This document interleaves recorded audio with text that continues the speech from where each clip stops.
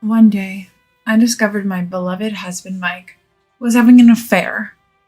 I was finally pregnant after years of fertility treatments. In a few months, I was going to give birth. And it was during this time my husband had the audacity to say, "Leave." I decided to do exactly what he said. But make no mistake, I wasn't going down without a fight. I'm going to make him pay. A man who cheats on his pregnant wife deserves to be punished severely. My name is Karen, and I'm 32 years old. I've been married to Mike for 5 years. We met when I was 26 and started dating shortly thereafter.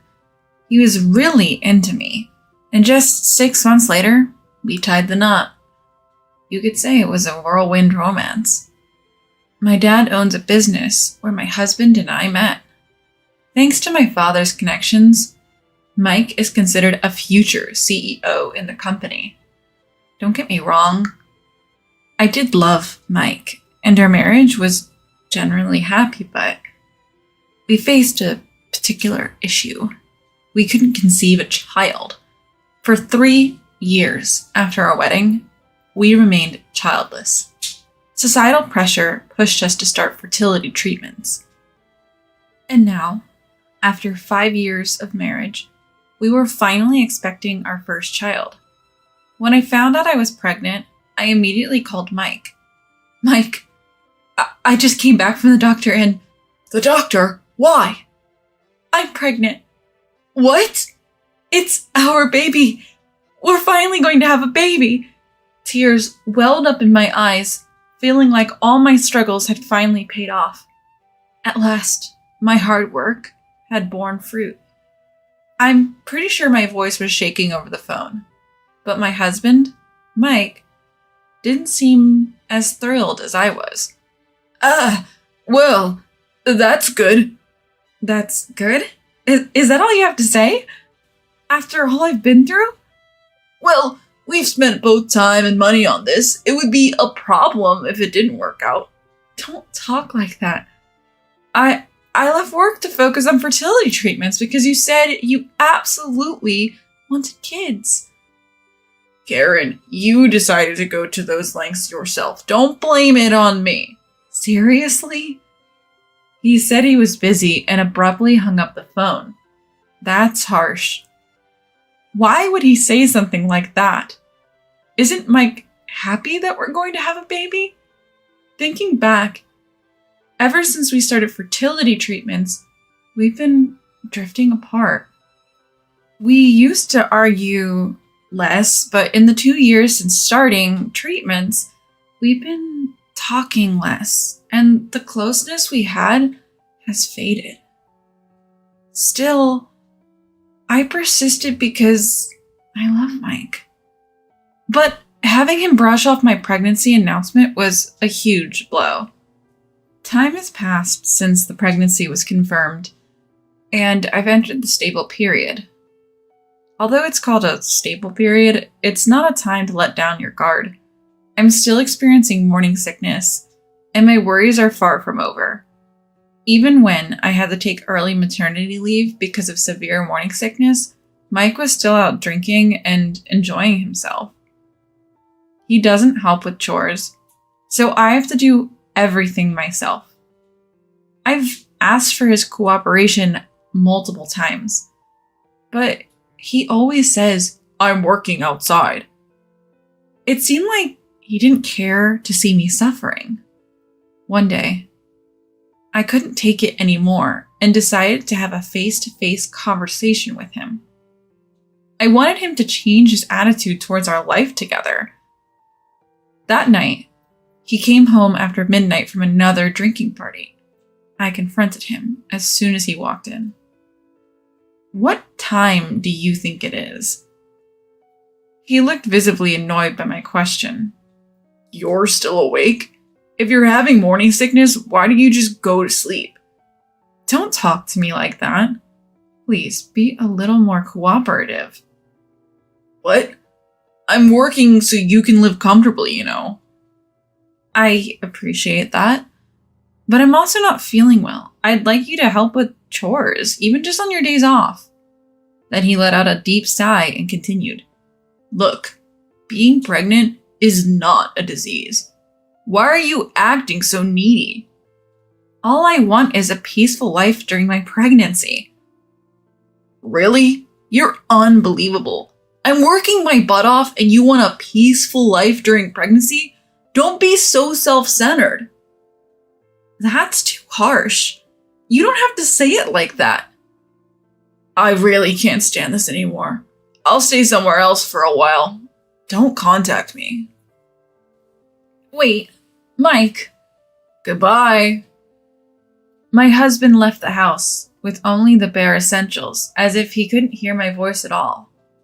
Why is this happening? We were supposed to be excited about this pregnancy. How can he be so cold? Aren't spouses supposed to help each other when times are tough? I was shocked by his indifference. But even more than that, I felt angry at him. I tried to contact him several times, but he just snapped back. Stop bothering me. Stay put until I call you. Since that day, he didn't come home for a while. Today, I was feeling awful with morning sickness and was lying down in my room. Then, a call came in from an unknown number. Who could that be? If it's someone from work, their number should be saved in my phone already. With that thought in mind, I answered the call. Hello? Ah! You picked up! Is this Karen? Yes, it is. May I ask who's calling? Oh, me? I'm Betty, Mike's future wife. Excuse me? Are you talking about my husband, Mike? She laughed snidely over the phone. Who else would it be? I mean, why else would I be calling you? What's going on here? Future wife? Mike is already married to me. Yeah, so? I'm calling to ask you to divorce him. What? You've got some nerve. Nerve? I'm pregnant. You're... what? A kid needs a dad, right? So, divorce him quick. Bye! Wait a minute. She hung up. And no matter how many times I called back, she didn't answer. This future wife was likely a woman who had some sort of relationship with my husband. While I was struggling with morning sickness, he had been with another woman. I felt a wave of anger and sadness. I can't believe Mike was cheating on me. All those times he said he was going out for drinks must have been to meet her. I couldn't sit still and impulsively called my husband, who was at work. After about 8 rings, he finally picked up. What do you want? You're so annoying. Can't you tell I'm at work? You knew I was calling. Why did you keep ignoring? Whoa, Karen, what's the deal? I got a call from Betty. What? She said I should divorce you. His demeanor changed as soon as I laid out the facts. He was visibly shaken and at a loss for words. I knew then he had been unfaithful. Looks like you were messing around with Betty. She's pregnant too, huh? What were you thinking? Shut up! That's none of your business, Karen. Excuse me? We're married, and I'm pregnant too. So what? Betty actually gets stuff done around the house when she's with me. Unlike you. Look, every pregnancy is different, you know. Enough! Let's get this clear. Betty is my number one.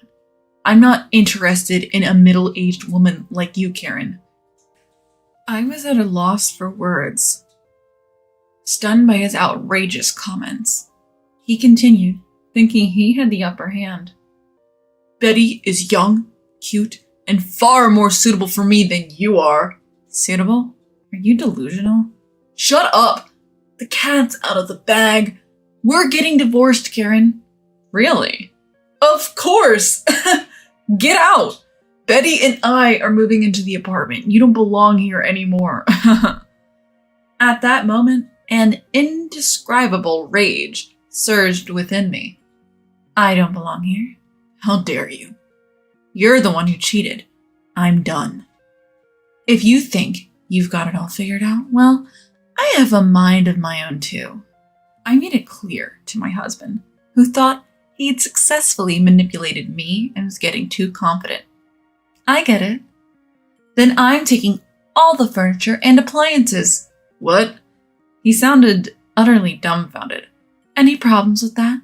Don't mess with me. If you take everything, where will we live? I don't care. I bought all the furniture and appliances, you know. What? No way. Forgot? We moved here 2 years ago for the fertility clinic. You told me to buy what I wanted. Just leave the essentials, like the washing machine and fridge. Fine, but you'll have to pay for them. What? Are you serious? His irritation was palpable, even through the phone. Finally, he yelled, Fine, I'll pay, and hung up. Any chance of rebuilding our marriage was gone. I started packing my things. A few hours later, Betty, the other woman, called again. Hey Karen, heard you're moving out. What about it? Just so you know, I'll be asking for compensation. Compensation? Go ahead, charge whatever you want. You seem pretty generous. Do you make a lot? Who, me? I was just working part-time. Quit that too. So how will you afford the compensation? Of course, it's settled, Mike. The next CEO will cover all the expenses. The next CEO? My husband acting like he's the next CEO is out of left field. As far as I know, he's not financially well off, and he's terrible at saving money. He shouldn't even have the money to compensate for his affair. But she doesn't seem worried at all. She doesn't doubt him either. Anyway, as long as I get the compensation money, I don't care much. So, be ready. I'll demand as much compensation as I can. Sure. It won't hurt me one bit. That's true. Goodbye. I hung up and immediately blocked her number. The next day, I received the divorce papers. My husband acted quickly. I decided to return to my parents' home and submitted the divorce papers to the court on the way. Next, I got my lawyer to make a claim for damages against my ex-husband and his mistress. As expected, my ex-husband called me 2 weeks later. The first thing he did was yell. Hey, Karen, what's going on? What do you mean? What do I mean? Why am I getting fired? Isn't it obvious? You paid me compensation money using company funds. What? How did you... Did you think you wouldn't get caught? Even though my father owns the company? Well, that's... He probably thought he could misuse some company funds because he had a decent position. I found it suspicious that he paid the full compensation amount right away. So I asked my father to investigate. And, sure enough, it was revealed that he paid the compensation using company money. It also came out that he had been embezzling from the company. When I told him this, he was suddenly lost for words and looked pathetic. You're a scary woman. To him I said, how are you going to pay them $150,000 sum of the compensation, child support, the $20,000 from Betty, the latest home appliances you left, and about $30,000 in embezzled funds? Wait, there's no way I can pay that much money. What? Not can't pay, but you will pay. You've been all confident so far, and now you say can't? I'll eventually pay the compensation. Just don't get me fired. Please, tell your father. My dad has already given up on you. A man who misuses company money and cheats on his pregnant daughter won't get any help. Why? I'm supposed to be the next CEO. Why do you think I married you? So that was it. His persistent proposals his passionate approach, his rush to marry. All of it was to aim for the CEO position, taking his own self-preservation more seriously than any remorse at this point. I was completely done with him. You think you'll be the next CEO just because you married the boss's daughter? Don't make me laugh. The world doesn't work that way. Don't underestimate my dad's company. But, isn't that how it usually goes? I wooed you, Karen, the boss's daughter, just for that. Sure. I was a fool for falling for it. But you think you can stay at my father's company after all this? After embezzlement and affairs? You think you can still hang around? You're the worst kind of man. Seems like my words hit a nerve. He began to sniffle over the phone. In a pathetic voice, he begged, "Help me." I had no mercy. You once told me that Karen had no place here, remember? Guess what? The one without a place is you. You've been fired and you're saddled with $150,000 in debt. Wait, I'll break up with Betty. Just help me. Shut up. I couldn't care less about what happens to a cheating man like you. Just focus on paying back every single penny for child support, compensation, and the company funds you misused. Get to work, you piece of trash. I hung up, blocked his number, and cut off all ties. He did try to show up at my parents' house, but even that was expected. He couldn't even get to meet me. My parents turned him away. Eventually, he somehow scrounged up the $150,000 in debt. When the other woman found out about the situation, she tried to end things, saying the baby she was carrying wasn't his. But his obsession was too much. He pressured her, saying, "Give me back the settlement money I paid for you, Betty. If you don't, then marry me," and more or less forced her into marriage. Eventually, they were pursued by debt collectors and forced into a life of extreme poverty, incomparable to their previous situation. Meanwhile, I recently gave birth to my daughter. I was honestly worried if I could truly love a child fathered by that man. But that concern turned out to be unnecessary. The child I gave birth to is more precious and lovable than anything. Thank you for coming into this world. I'll make sure you're happy, I murmured, gently gripping my tiny daughter's hand. It doesn't matter who the father is. This child is unmistakably mine. I vowed in my heart to live my best life to make her happy.